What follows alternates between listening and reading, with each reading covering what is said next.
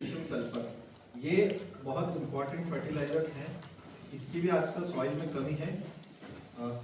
मैं रघुवंशी जी का भी यहाँ स्वागत करता हूँ।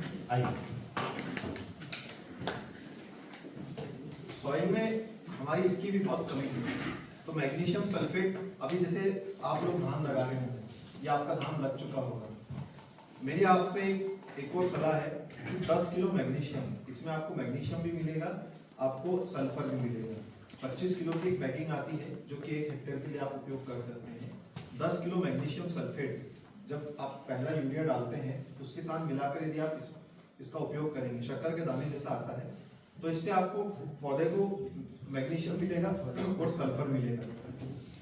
मैग्नीशियम क्या होता है, जो पौधे की पत्ती होती है वो हरी होती है, उसका हरा होने का कारण होता है क्लोरोफिल।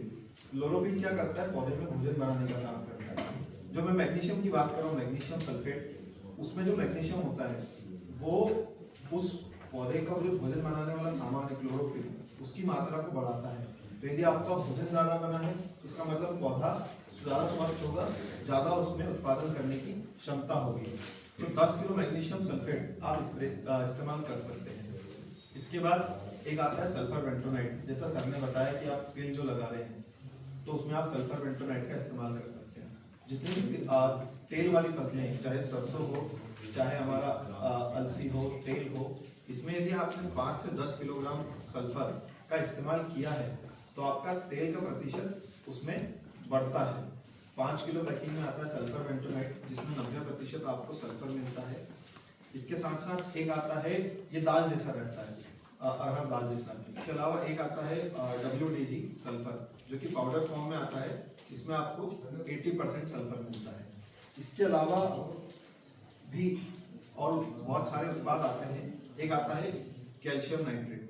हमारे क्षेत्र में ज़्यादा सब्जी की खेती नहीं करते हैं, पर जहाँ सब्जी की खेती करते हैं या जहाँ फलों की खेती करते हैं, वहाँ आपने देखा होगा एक फल फटने की समस्या आती है। हम घर में भी कई बार बैंगन लगाते हैं, टमाटर लगाते हैं, या हमारे घर में अमरूद लगा हुआ होता है, उसमें फल कुछ फल फटे हुए आते हैं। फल फटा होना मतलब वो कैल्शियम की कमी होती है। तो आप उसके लिए कैल्शियम नाइट्रेट का इस्तेमाल कर सकते हैं। वो भी सेम आपको 1% सॉल्यूशन बना के यदि आप कैल्शियम नाइट्रेट का इस्तेमाल करते हैं तो इस तरह से समस्या, उसकी फटने की समस्या खत्म होगी। सबसे मेन है और सबसे इम्पोर्टेंट है आज के समय में जो बात चल रही है, वो है नैनो फर्टिलाइजर।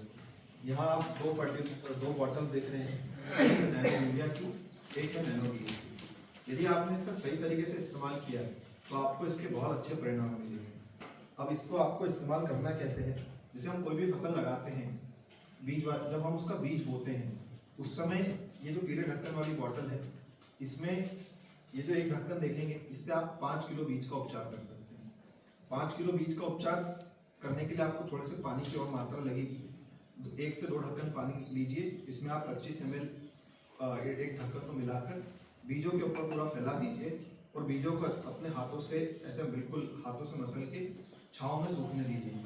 सूखने के बाद जिस भी विधि से आप बुआई करते हैं आप उसकी बुआई कर दीजिए। जो DAP आप डालते हैं उसकी मात्रा में आप 30 से 40% की कटौती कर सकते हैं। यदि आप 1 बोरी DAP नॉर्मली इस्तेमाल करते हैं, जहां आपने नैनो DAP का इस्तेमाल किया है वहां आप 30 से 40 किलो दानेदार DAP का उपयोग करिए। फिर जब पौधा आपका 30 से 40 दिन का हो जाएगा, उस समय आप ट्रांसप्लांटिंग के बाद 20 से 15 से 20 दिन के बीच में आप पहला दानेदार यूरिया दीजिए, जितना भी आप देते हैं। जो दूसरा यूरिया देने का समय आता है 30 से 40 दिन का या 35 से 40 दिन का, उसके बीच में आप बचा हुआ नैनो DAP और एक ये नैनो यूरिया की बॉटल, इसका मिलाकर यदि आप स्प्रे करते हैं तो आप आपके दाने वाले यूरिया और DAP की मात्रा में कमी कर सकते हैं। साथ ही साथ हम जो रासायनिक उर्वरकों से जो भूमि का प्रदूषण हो रहा है उसकी भी मात्रा में आप कमी कर सकते हैं। देखिए, ये इनको मिला, आप इनको किसी भी एग्रोकेमिकल के साथ मिला सकते हैं, चाहे आप वाटर यहाँ तो 19 रखा है, इसके साथ मिलाकर भी स्प्रे कर सकते हैं। साथ ही आप कोई भी दवाई किसान यदि इस्तेमाल करता है उसके साथ में मिलाकर आप इसका स्प्रे कर सकते हैं। बस आपको ध्यान ये देना है कि जो भी दवाई आप इसके साथ स्प्रे करते हैं, एक ग्लास में आप उसका घोल बना लीजिए और दूसरे ग्लास में आप इनका घोल बना लीजिए। इन घोल को आपस में ही मिलाकर बाहर देख लीजिए। यदि सॉल्यूशन में प्रेसिपिटेशन हो जाते हैं या सॉल्यूशन में बहुत एक्सेसिव हीट होती है। यदि सॉल्यूशन दही जैसा फट जाता है या बहुत ज़्यादा गर्म होता है, उस स्थिति में आपको इनके साथ मिलाकर इस्तेमाल नहीं करना है, अन्यथा लगभग 99% केमिकल के साथ मिलाकर स्प्रे आप कर सकते हैं। इससे आपके दो फायदे होंगे, एक तो आपका इंसेक्टिसाइड्स भी खेत में चला जाएगा, साथ ही साथ आपका फर्टिलाइजर भी चला जाएगा, और आपके जो भूमि उर्वरकों की वजह से जो भूमि का प्रदूषण हो रहा है उसमें भी आप कमी कर सकते हैं। अब मैं ज़्यादा समय ना लेते हुए आज हमारे बीच में भोपाल, हमारे राज्य कार्यालय भोपाल से हमारे सॉइल साइंटिस्ट रघुवंशी सर आए हैं, तो मैं उन्हीं से उनको मंच देता हूँ और उनसे जानना चाहेंगे हम कि हमारे क्षेत्र में अभी तक जितना सॉइल सैंपल हुआ उसमें क्या कम है, क्या ज़्यादा है, और कैसा हम और इसका अच्छे से इस सॉइल टेस्ट जो हमारा हुआ है इसको हम और कैसे अच्छे से हमारे उपयोग करवा सकते हैं किसानों को। तो सर। सभी किसानों को नमस्कार। मैं की तरफ से आपका बहुत बहुत स्वागत करता हूँ। आपके जो भी मिट्टी परीक्षण के लिए जिन किसानों ने नमूने दिए थे उनकी रिपोर्ट आ चुकी है। लगभग यहाँ पे मतलब बड़गांव के लिए से जो है 125 से 30 नमूने आज पूरी जांच कर ली गई है। 100 ये रखे हुए हैं, बाकी के ये। तो जिन लोगों ने भी किसानों ने मिट्टी की जांच के लिए सैंपल दिए तो आप लोगों ने भी दिए थे, उनकी रिपोर्ट आ गई है। तो ये रिपोर्ट जैसे आपको मिलेगी, आप फार्मर को देंगे तो उसे क्या बताना है कि क्या कमी निकली है और कितनी डालना है, फर्टिलाइजर कितना डालना है, बाथरूम का और सॉइल टेस्टिंग का मतलब किसान को समझाना है। आप जैसे पंखा चालू करते वहाँ का फिर सैंपल एग्जॉस्ट ये आप लोगों को कम से कम किसानों को इतनी जानकारी दें। आपने बहुत अच्छे सैंपल दिए और बहुत अच्छे से मेहनत की आपने सैंपल दिए। तो सबसे पहले जो सॉइल टेस्टिंग हुई है इसमें मुख्य पोषक तत्व जो होते हैं ना, नाइट्रोजन, फास्फोरस, पोटाश, पीएच मान और इसको तो पीएच मान जो है ना, पीएच में आपके यहाँ का लगभग 6.5 से 7 के बीच में है। थोड़ा सा ये कम है, मतलब ये अगर 6.5 से 1 और नीचे चला जाएगा तो आपके खेत में जो है अम्लीयता बढ़ जाएगी, एसिडिक सॉइल हो जाएगी, अम्लीय हो जाएगी। अम्लीय और क्षारीय मिट्टी होती है ना, उसकी पहचान पीएच मान के हिसाब से की जाती है। तो ये हमारे हिसाब से कम 6.8 से लेके 7.5-8 तक भी हो तो चलेगा, लेकिन ये 6.5 से नीचे नहीं जाना चाहिए और 8.5 के ऊपर नहीं जाना चाहिए। अगर ये 6.5 से नीचे जाएगा तो किसान भाइयों आपका क्या नुकसान होता है, जब खेत में अम्ल की मात्रा बढ़ जाती है तो तेजाब होता है, मिट्टी एसिडिक हो जाती है। तो जैसे ही आप बोनी करते हैं, बीज डालते हैं खेत में, तो ये आपके अंकुरण प्रतिशत को कम करता है। क्यों करता है? क्योंकि उसका गुण जो हो गया अम्लीय हो गया, मिट्टी का। मिट्टी में अम्ल की मात्रा बढ़ेगी, आप जैसे ही सॉइल में बीज डालेंगे ना तो वो आपके परसेंटेज को कम करता है। तो इसलिए ये बहुत जरूरी है कि पीएच मान हमेशा सामान्य रहना चाहिए, ना ही अम्लीय होना चाहिए, ना ही क्षारीय होना चाहिए। अगर ये क्षारीय होगा तो क्षारीय चीज़ों का जो गुण होता है वो भी जलाने का होता है। दोनों कंडीशन में क्या है, ये जर्मिनेशन को प्रभावित करता है। तो पीएच मान आप कोशिश करिए कि आपका 6.8 से लेके 7.5, 7 इस तरीके का। कई सैंपलों में क्या है बिल्कुल 6.5 निकला है, तो उनका कब मिट्टी की जांच तो हो नहीं पाती कई बार, तो कब 6.3 हो जाए या 4 हो जाए तो वो आपका नुकसान होने लगता है। अगर ऐसी कभी कोई कंडीशन आती तो आप अपनी नज़दीकी प्रयोगशाला में पीएच मान की जांच करा सकते हैं। आपको लगेगी अब खेत में बीज डालने से, अच्छा बीज डाल रहा है तब भी जर्मिनेशन अगर कम हो रहा है तब की स्थिति, ठीक है। तो अभी की जो कंडीशन है ये सही आया है, अभी इसमें कोई रिकमेंडेशन नहीं है। तो जब अम्लीय अगर हो जाती है मिट्टी तो उसमें भुजा हुआ चूना, भुजे हुए चूने की मात्रा, लेकिन वो सिफारिश से, अगर कहीं से आपने जांच कराई है और उसमें सिफारिश से तभी आपको डालना है। और जैसे क्षारीय कभी किसी की अगर मिट्टी होती है ना तो उसमें जिप्सम का उपयोग किया जाता है, लेकिन इन चीज़ों का उपयोग आप जब करें जब आपको कहीं से सलाह दी गई है या रिपोर्ट में आपके आया है कि भैया ये चीज़ आपको डालनी, ठीक है। दूसरे नंबर पर होता है, इसमें आएगा विद्युत चार्ज का, ये 1 से नीचे होना चाहिए। आप लोगों की भाषा में या कई जगह हमने देखा किसान बोलते हैं खारापन या नौनापन जो मिट्टी में आ जाता है, ये उसकी जांच होती है। ये 1 से नीचे होना चाहिए। अभी आप सबको रिपोर्ट मिलेंगे, ये पॉइंट में दिए हुए हैं डाटा, तो ये 1 से नीचे जितना रहेगा उतना ही अपने खेत के लिए अच्छा, ये समस्या यहाँ नहीं है, ये अपने दूसरे हिस्से में होती है रतलाम तरफ, जहाँ बोरिंग का पानी जो है 800-900 फीट है, 500 फीट है, जितने नीचे का पानी रहेगा सिंचाई वाला तो एक सफ़ेद परत जमती है खेत में, तो उसको इलेक्ट्रिक कंडक्टिविटी बोलते हैं। जब आयन बहुत सारे इकट्ठे हो जाते हैं तो एक परत बना लेते हैं, परत बना लेते हैं तो उनसे क्या होता है, फसल का जर्मिनेशन अच्छा होगा, फसल उग जाएगी, बड़ी हो जाएगी। जैसे उगता रोग आपने देखा होगा ना, उस तरीके से ही खेत में ये फसल को सुखा देता है, क्योंकि वो नमक वाली चीज़ें ऊपरी सतह पर जम जाती हैं, वो पानी आप दोगे तो एक सफ़ेद कलर की परत जमती है, तो वो नुकसानदायक होती है। तो ये अभी समस्या आपके यहाँ नहीं है। तीसरा और सबसे इम्पोर्टेंट है जैविक कार्बन, माने आपके खेत में आज की कंडीशन में देसी खाद की मात्रा कितनी है। तो देसी खाद की मात्रा सारे किसानों के उसमें है तो, लेकिन जितनी ज़रूरत है वो नहीं है।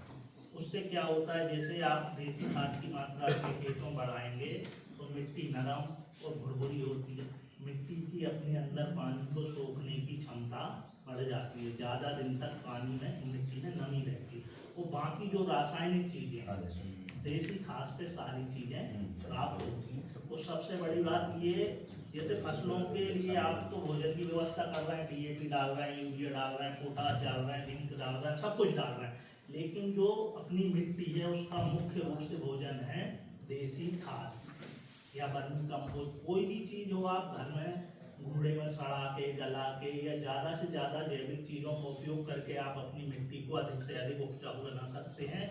और जो अब कई सालों से किसानों ने इसका उपयोग बंद कर दिया है, तो मिट्टी इतनी ज़्यादा कड़क हो गई, आपने भी ध्यान दिया होगा, इन लोग सैंपल लाए थे कि मिट्टी कूटने पे भी नहीं टूटती। इन लोगों ने कैसे ग्राइंडर से या उससे ठोक ठोक के उसको बारीक किया। जब तक मिट्टी भुरभुरी और बारीक नहीं होगी ना, उससे उत्पादन ज़्यादा सालों तक किसान नहीं ले पाएगा। इसलिए मेरी ये सलाह है, या सभी लोग बोलते हैं विभाजित प्राकृतिक खेती की तरफ धीरे धीरे बढ़ना जरूरी है। और जो रासायनिक खाद आप उपयोग कर रहे हैं उसकी मात्रा थोड़ी धीरे धीरे कम करिए। आज किसान क्या है, पहले 1 बोरी यूरिया में जो काम होता था आज उसका डबल हो चुका है 2। और कई बार क्या है, जैसे छिड़क के डालते हैं ना तो 2 की जगह 2.5 भी है। तो ज़्यादा रासायनिक खादों से उत्पादन तो मिल रहा है, लेकिन अपनी मिट्टी जो है ना उसकी सेहत बहुत ज़्यादा खराब हो रही है। तो उसके ऊपर आपको ध्यान जरूर देना है। पानी है, हरी खाद वाली फसलें लगा लीजिए, आपके पास तो KVK है। सबसे बड़ी चीज़ है कि KVK में सब कुछ आपको जानकारी मिल सकती, तो आप मिट्टी की जो है ना हेल्थ का विशेष ध्यान रखिए। आप मिट्टी सुधार जरूरी है। और जैसे ही आप ये कार्बन है ना, ये 0.50 के ऊपर ही होना चाहिए। अगर इससे नीचे जाता है तो लोग बिल्कुल मतलब है ही नहीं है, ये कंडीशन में पहुंच गया। और अगर 50 से लेके 80 तक है तो समझिए आपकी आपके खेत में माध्यम है, मीडियम। और अगर 80 के ऊपर किसी के खेत में जाएगा तो वो खेत बहुत अच्छा है, मतलब वो किसान खेती में देसी खाद का उपयोग करता है, जैविक चीज़ों का उपयोग करता है। आज क्या है, बैक्टीरिया भी आने लगे हैं, फास्फोरस का, पोटाश का, जिंक का, सारी चीज़ों के बैक्टीरिया आ जाते हैं। आप अगर उनका उपयोग भी करेंगे, आपके खेत में पलारी पड़ी है, जैसे फसल अवशेष है, उनको वो सड़ा के जला के उपयोग में अच्छा करते हैं। रासायनिक खाद का उपयोग अच्छा होगा और ऊपर से आपकी मिट्टी नरम और भुरभुरी होगी, आप उपयोग उसका कर सकते हैं। तीसरे नंबर पे है फास्फोरस। फास्फोरस सबसे मुख्य भोजन है जिसका उपयोग फसल में सबसे पहले शुरू होता है और सबसे लास्ट तक जाता है। फास्फोरस मुख्य रूप से जो है फसल अपनी जर्मिनेशन के टाइम उपयोग करती है। फास्फोरस जड़ का मुख्य भोजन है। जड़ को जितना फास्फोरस अच्छे से मिलेगा उतना ही फास्फोरस मतलब जड़ में फैलाव होगा और पौधे का विकास अच्छे से होगा। अगर फास्फोरस की कमी आपके खेत में रह जाती है तो आप सोचिए कि प्रारंभिक अवस्था पे अगर फास्फोरस नहीं मिला जड़ को, तो जड़ की बढ़वाड़ नहीं होगी, जड़ में फुटाव नहीं होगा, तो पौधा कैसे मजबूत होगा। आप ऊपर से कोई भी टॉनिक, यूरिया जो भी डालते हैं आप डाल दीजिए, हाइट बढ़ जाएगी। और हाइट बढ़ाने से कुछ नहीं होगा, क्योंकि जब थोड़ी बहुत हवाएं चलती हैं, यहाँ तो होती नहीं है अभी गेहूँ, बाकी अभी जो हवा चलेगी ना गेहूँ गिर जाती है, धान भी गिर जाती है, किसी ने न्यूज़ में आया था बहुत सारा, हाँ पूरा खराब हो जाता है। वो अगर आपकी फसल गिर गई, जमीन पे आड़ी हो गई, तो आप ये समझिए आपका 20% नुकसान हो गया। दाना तो आ गया लेकिन प्रोडक्शन पे बहुत बड़ा असर बढ़ता है इस चीज का। अपन तो सोचते हैं कि चलो फसल लेते ही उठा के काट लेंगे, लेकिन ऐसा नहीं है। वो जड़ की कमजोरी थी, उसमें कई हद तक 60% ये चीज मैटर करती है कि फास्फोरस की कमी से जड़, एक तो मिट्टी हार्ड हो रही है, मिट्टी नरम होगी, जड़ का अच्छे से उठाव होगा ना, तो पौधे में ये समस्या कम आती है। ठीक है, लास्ट में है पोटाश। पोटाश का उपयोग किसान अब बहुत कम कर रहे हैं, महंगी भी हो गई है बोरी। जिन लोगों के खेत में अगर पोटाश कम निकले, 120 से कम अगर यहाँ लिखा हुआ अगर आपके खेत में पोटाश आए ना, तो आपको पोटाश का उपयोग जरूर करना है। और कितनी मात्रा में करना है, नीचे MOP के रूप में लिखा हुआ है, ये हेक्टेयर का मतलब 2.5 एकड़ का ये दिया हुआ है। और अगर आपको वो भी महंगा पड़े तो जीरो, इसमें से एक 0050 आता है, आपके खेत में कम निकला है तो आप 0050 का लास्ट स्टेज पे जब दाना बनने की तारीख आए तो पोटाश का स्प्रे जरूर कर देना। नहीं तो पोटाश की कमी से क्या होता है, आपके दाने में वजन नहीं आता, ना साइज बढ़ेगा और ना ही वो रंग आएगा, क्वालिटी नहीं आती। तो पोटाश बहुत जरूरी है। खेत का जो होता है ना, मिट्टी की ताकत पोटाश होती है। सारी चीजें डाल के आप कितने लोग करते हैं तो पूछ लो, पहले तो पूछो तो हमारे बाहर के किसानों को नहीं करते। पोटाश डाले करना चाहिए। देखो कई सालों से पोटाश नहीं डाला, आप यूरिया डाल रहा है, DAP डाल रहा है, NPK डाल रहा है, कई तरह के टॉनिक डाल रहा है, लेकिन वास्तविक रूप में जिस चीज की कमी इस रिपोर्ट में आई है, अगर आप वो डालेंगे तो आपको 100% फायदा होगा। और हमारा भी उद्देश्य पूरा होगा कि कम से कम हमने जो जांच की है, आपकी जो कमी है आप पूरा करेंगे तो आपको जरूर रिजल्ट मिलेगा। जैसे दाने में वजन नहीं आ रहा है, क्वालिटी आपको लग रहा है, वो पोटाश की इस रिपोर्ट में अगर कमी है तो जिनकी कमी है वो उनको करना है, तो जिनकी कमी नहीं है वो भी अगर एक स्प्रे कर देंगे ना तो बहुत अच्छा होगा। ठीक है, बाकी तो नीचे जो दिया हुआ है, जैसे धान लगती है तो धान का यहाँ डोज दिया हुआ है 2.5 एकड़ का। जैसे इस रिपोर्ट में 130 किलो 2.5 एकड़ में DAP डालना है, MOP 38 डालना है, 122 किलो 1 हेक्टेयर में यूरिया डालना है। ये थोड़ा उनको बता दो कि उन बच्चों को हाँ, ये एकड़ लिखा है, है वो एकड़ है तो उसकी जगह ये हेक्टेयर है। हेक्टेयर है। ठीक है, सभी लोग आप लोग जो दोगे ना रिपोर्ट, वो कंफ्यूजन नहीं होना, क्योंकि ये जो बीच वाले में जो है ना, बीच वाला जो रिकमेंडेशन है ये हेक्टेयर का है, फर्टिलाइजर और रिकमेंडेशन ये हेक्टेयर का है। और ये रिपोर्ट जांच के आधार पर अगली फसल में इतना डालना है। जिसके में पोटाश लो निकलेगा तो उसको पोटाश की उपयोगिता जरूर करना है। तो बहुत सारे नमूनों में निकला है। तो क्या जैसे पोटाश 60 किलो लिखा है, जैसे वो एकड़ का नहीं है, हेक्टेयर का है, तो कुछ ज्यादा हो जाएगा एकदम से। ये इसमें देखिए बिल्कुल 56 kg पर हेक्टेयर निकला है। कम से कम ये होना चाहिए 280 प्लस, तब हाई। ठीक है, और कोई आपका सवाल हो तो बता दीजिए।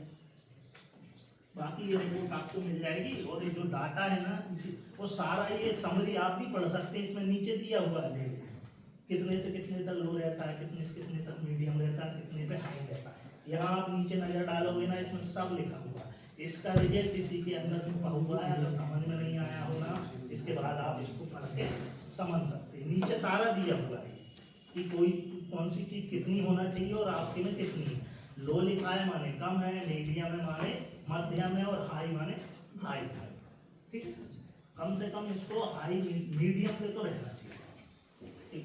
देखिए सर ने भी बड़ा बढ़िया बताया है, और इसका मतलब ये है कि कई बार हमने सुना ना, मैं किसान का ही बेटा हूँ, तो मैंने देखा है गाँव में पर्सनली ऐसा देखा है कि एक खेत पर सेम बीज है, आधा बोरी डाला एक खेत पे तो बढ़िया अंकुरण आया, उसी का आधा बीज मैंने दूसरे खेत पे डाला, मतलब किसान ने उसका अंकुरण नहीं आया। अब आप कहोगे कि यार साला बताओ बीज खराब है, ऐसे भाई एक ही बोरी का कैसे खराब हो सकता है, पर एक बोरी का भी है डाला पर नहीं अंकुरण आया। साहब ने बताया, क्या बताया है? यदि हाँ अम्ली क्षारी भी हो सकती है, अम्ली भी हो सकती है। यदि पीएच उसका सही नहीं है तो फिर आपका अंकुरण वो प्रभावित करता है। तो ये कारण है उसका, है ना। तो ये बड़ा मतलब है इसका रिपोर्ट को, यदि आप उसको सही देखेंगे ना तो बहुत। और कई बार ये भी होता है, मैं ही घर में तो बताता हूँ मैं अपने को कि एक भाई ने डाला, बोले यार मैंने एक बोरी डाला और मेरे दूसरे भाई ने 1.5 बोरी डाला, तो भी वो 1 बोरी डालने वाले का खेत का जो खाद है मतलब फसल है वो बढ़िया है, उसकी रंगत अलग दिख रही है, अच्छी दिख रही है, और 1.5 बोरी वाले की भी उतनी अच्छी नहीं दिख रही है। क्या कारण है, क्या कारण हो सकता है? अभी साहब ने बताया एक चीज, देसी खाद की तो कमी आपने मेन कारण बता दिया, पर वो जो चीज बताई ना ऑर्गेनिक कार्बन, ऑर्गेनिक कार्बन जो है यदि वो कम है तो आपका खाद जो है अंतिम नहीं लगेगा। ऐसे ही बोलते हो ना, मतलब उसको सही जो है उसका लाभ नहीं मिलेगा, ज्यादा डालने के बाद में भी ज्यादा लाभ नहीं मिलेगा। तो उसमें जीवाणु की संख्या रहना जरूरी है। और ये संख्या कैसे बढ़ती है, आपका गोबर की खाद हो या आपका वर्मी कंपोस्ट हो या आपका जो जैविक खाद बताया आपने, हमारे यहाँ पर भी उपलब्ध होता है। जैसे बहुत सारे खाद आते हैं अलग अलग जैविक वाले भी, तो वो खादों का उपयोग करके भी हम जो है उसकी गुणवत्ता को बढ़ा सकते हैं। जैसे पीएचपी कल्चर डाल दिए तो वो फास्फोरस घोलने वाले जो जीवाणु की संख्या को बढ़ा देता है, रखे हुए हैं हमारे यहाँ पर, है ना। इसी प्रकार से पोटास घोलने वाले जीवाणु भी आ गए। आपका नाइट्रोजन उपलब्ध कराने वाले भी आपका जीवाणु है। जैसे धान में आपका एजोटोबैक्टर है, आपका दलहनी फसल के लिए राइजोबियम है। तो अलग अलग कल्चर्स आ गए हैं, तो इनका भी उपयोग अपन कर करके अपन अपना जो है जीवाणु की संख्या को बढ़ा सकते हैं। तो जीवाणु का बड़ा महत्वपूर्ण रोल है। जैसे खाद आप लेते हो ना, आप इसका क्यों रोल है मैं आपको एक चीज और बताऊं। खाद आप डालते हो ना, जैसे डीएपी खाद हो या एनपीके 20-20-0-13 डालते हो, ये सरल रूप में नहीं होता है। खेत में अपन डाले खेत में, तो ये खेत में ऐसा समझ लो, हम आपकी भाषा में बताएं आप किसान भाइयों को, बच्चे लोग तो समझते होंगे, पढ़े भी होंगे, तो वो थोड़ा सा कठोर रूप में होता है, ऐसा कर लो, या कॉम्प्लेक्स रूप में होता है। उसको सरल रूप में पौधे को पचने योग्य बनाने के लिए उसको सरल रूप में टूटना पड़ता है। मतलब खाद जो है वो कठोर रूप में होता है, उसको सरल रूप में टूटता है, तभी वो पौधा उसको ग्रहण करता है। तो सरल रूप में कौन तोड़ता है, बताइए, अंदाज से बताइए। अभी आपने बोला है उसको तोड़ता है सरल रूप में जीवाणु। जीवाणु यदि खेत में होंगे तो वो सरल रूप में जल्दी टूटेंगे, ज्यादा मात्रा में टूटेंगे, नहीं तो फिर वो होने के बाद में भी वो जीवाणु उसको तोड़ नहीं पाएंगे सरल रूप में, तो पौधा उसको ठीक तरह से ग्रहण नहीं करेगा। तो कुल मिलाकर के वो खाद का डाल भी रहे हो तो उतना सही सदुपयोग पौधा नहीं कर पाता है। तो इसलिए जीवाणु का बड़ा महत्वपूर्ण रोल है। और कुछ पूछना हो तो आप पूछ सकते हैं, ठीक है। तो मैं ये पूछना चाहता था, जैसा मैंने पता है कि नैनो यूरिया या डीएपी कोई रासायनिक केमिकल के साथ भी डाल सकते हैं, उससे कोई साइड इफेक्ट नहीं हो? डाल सकते हैं, बस आपको एक काम ये करना है कि आप जिस भी दवाई के साथ डाल रहे हैं, एक गिलास में उसका घोल बना लीजिए, उतनी ही मात्रा में दूसरी गिलास में आप इसका घोल बना लीजिए। इन दोनों घोल को मिलाकर देख लीजिए, यदि फटे ना और बहुत गर्म ना हो, बस इन दो स्थिति में नहीं करना है, बाकी आसानी से मिल जाता है, आप इसका इस्तेमाल कर डाल। लगभग धान में फटता है तो काम ही नहीं है, तो केमिकल रिएक्शन हो गया, ये समझ लो तो कोई काम का ही नहीं बचा। और ये इसके लिए नहीं है, आप कोई भी दवाई यदि दो जैसे होता है एक बार में 2-3 दवाई डालते हैं, तो कभी भी एक साथ टाइम पे नहीं डालना चाहिए। तीनों दवाई का कितने देर में यानी फट जाएगा या गर्म हो जाएगा?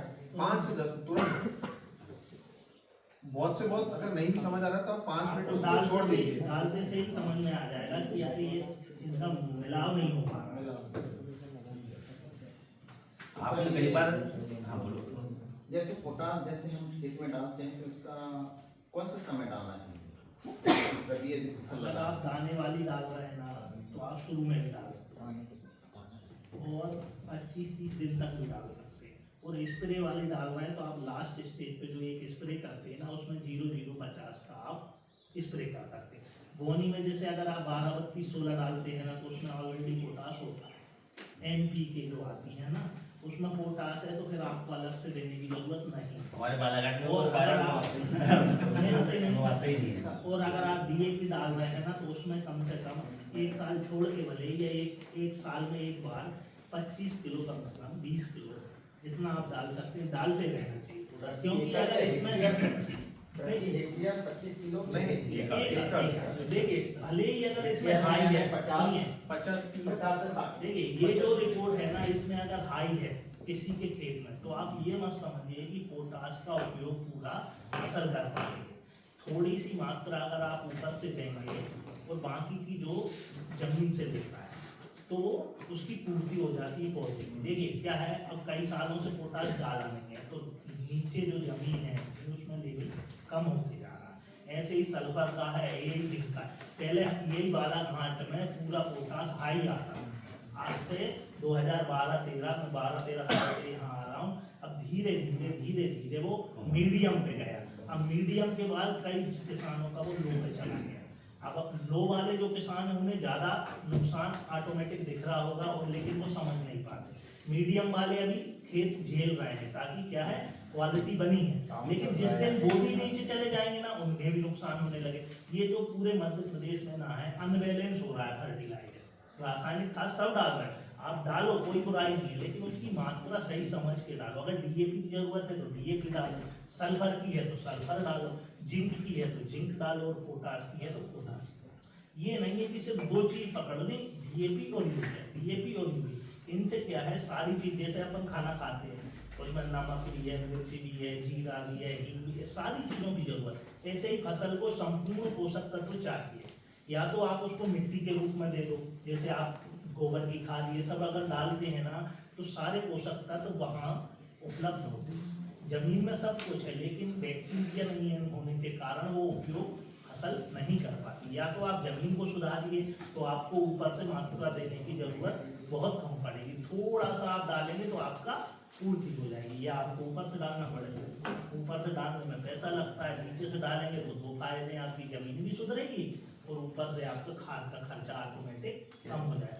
आप अगर गोबर की खाद किसी एक खेत में 1 एकड़ में प्रैक्टिकल कर लीजिए, 1-2 साल में उसको अच्छा गोबर का खाद दे दीजिए, फिर आपको उसमें खाद की जरूरत भी नहीं लगेगी। आप कहोगे यार ये तो बिना डीएपी 10-15 किलो डीएपी भी डाल दोगे ना, तो वो फसल इतनी अच्छी होगी। जहाँ भूसा भूसा जलाते हैं ना, वहाँ अगले साल देखना फसल बहुत अच्छी होती है, क्योंकि वो भूसा जल के भी पोटास मिलता है। या वहाँ सड़ गया भूसा, सोयाबीन का या किसी धान का प्याज, वहाँ अगर अच्छे से गल गया, सड़ गया, वहाँ जैविक कार्बन ज़्यादा आ जाएगा, तो उतने हिस्से की जमीन बहुत अच्छी होती है। जहाँ फसल का ढेर लगाते हैं ना, वहाँ ऑटोमेटिक अच्छी होती है। वो इसलिए होती है कि वहाँ सारी चीज़ें उपलब्ध होती है, वो खाद की मात्रा ज़्यादा बन रही है वहाँ। ये तो आप पूरे खेत में समान खाद डालिए, गोबर की खाद बनना से खेत पे ही बनाइए ना, उसमें प्याज डाल दिया, पत्तियाँ डाल दी, भूसा डाल दिया, जो भी आपके पास वेस्ट है, घर का कूड़ा कचरा है वो डाल दीजिए। और बस वो बायोडिकम्पोजर आता है 20-25 रुपए का, उसका घोल बना के रख लीजिए और उसमें बाल्टी से डालते रहिए और उसको हिलाते रहिए। फिर एक परत मिट्टी, वो आपने विधि देखी होगी ना, उस तरीके से आप बना लोगे तो जो खाद ज़्यादा टाइम में बनता है, बायोडिकम्पोजर से आप उपयोग करोगे ना, तो वो जल्दी बन जाएगा। वो बन गया, उसको फैला दीजिए। और कई किसान क्या करते हैं, खाद तो हम डालते हैं कौन सा, देसी, लेकिन कब डालते हैं पता है? आप लोग कब डालते हो गोबर की? आप लोग डालते हो गर्मियों में, अधिकतर किसान पूरे मध्य प्रदेश। गर्मियों में आपने ऊपर सतह पर बिछा दिया गोबर की खाद, टेम्परेचर इतना हाई है कि वो तो उसका तो बैक्टीरिया भी मर गया और वो तो कंडी बन गया, कंडी मतलब सूख गया गोबर, उसका कोई औचित्य ही नहीं है। कभी भी देसी खाद का अगर आप उपयोग कर रहे हैं घर पे है, तो मौसम ठंडा हो जब डालना चाहिए, या तो अक्टूबर-नवंबर में डाल दो, या वहाँ 20 जून के बाद डालो, क्योंकि बीच का टेम्परेचर इतना हाई होता है कि वो टेम्परेचर तो इंसान बर्दाश्त नहीं कर पा रहा, तो छोटे छोटे बैक्टीरिया क्या कर देंगे। तो ये कभी हमने देखा 5-5, 10-10 ट्रॉली डालते हैं किसान, बोलते हैं हम तो हर साल डालते हैं। डालने से मतलब नहीं, आपने अप्रैल में बिछा दिया और वो धूप ले रहा है मई तक, 2 महीने की धूप में उसमें क्या बचा? कुछ नहीं बचा, वो कचरा बचा है। तो हर चीज आप डाल रहे हो, लेकिन उसका तरीका भी होता है। अच्छी गोबर की खाद खरीद के लोग डालते हैं, हमने देखा, लेकिन वो गर्मी में डालते हैं, बोलते हैं इस टाइम फ्री रहते हैं इसलिए डाल देते हैं। फ्री से नहीं, मतलब आपको उसका 70% उपयोग करना है ना, तो आप उसको ठंडे मौसम में डालोगे, तब तो बैक्टीरिया उसमें पनप पाएगा, मतलब जीवित रह पाएगा। इतने टेम्परेचर में जीवित नहीं रह पाता, तो ये भी ध्यान देने की बात है। क्या करते सब किसान, उससे ज्यादा बड़ा कोई नहीं है, सब सोच करते हैं, लेकिन क्या है कई बार जानकारी के अभाव में उल्टी सीधी चीज हो जाती है। मान लो आपको पता है कि ये डालना है, लेकिन हो सकता है उसमें दूसरी चीज की कमी है। किसी अगर आप दिखा लीजिए